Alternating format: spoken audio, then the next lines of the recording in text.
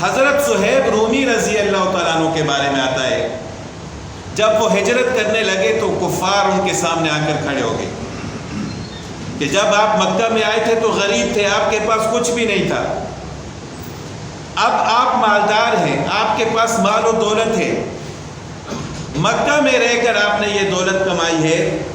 تو آپ کا کیا خیال ہے ہم آپ کو یہ مال و دولت ساتھ دے کر جانے کی اجازت دیں گے؟ انہوں نے یہ سمجھا کہ جس طرح ہم مال و دولت کے پجاری ہیں اسی طرح یہ بھی مال و دولت کے پجاری ہوں گے۔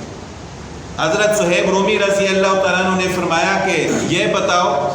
کہ اگر میں اپنی ساری مال و دولت آپ کو دے دوں تو پھر مجھے اجازت دو گے؟ انہوں نے کہا کہ ٹھیک ہے، ہمیں تو مال و دولت کے ساتھ تعلق ہے۔ حضرت صہیب رومی رضی اللہ تعالیٰ عنہ نے فرمایا کہ میرا جو کچھ ہے سب کچھ لے لو، لیکن مجھے ہجرت کرنے کی اجازت دو۔ تو ایسے لوگوں کے بارے میں اللہ تعالیٰ نے فرمایا کہ ان اللہ اشتری من المؤمنین انفسهم واموالهم بان لهم الجنہ،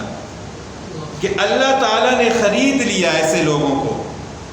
ان کی جانوں اور مالوں کے بدلے میں اللہ تعالیٰ نے ان کو جنت دے دی۔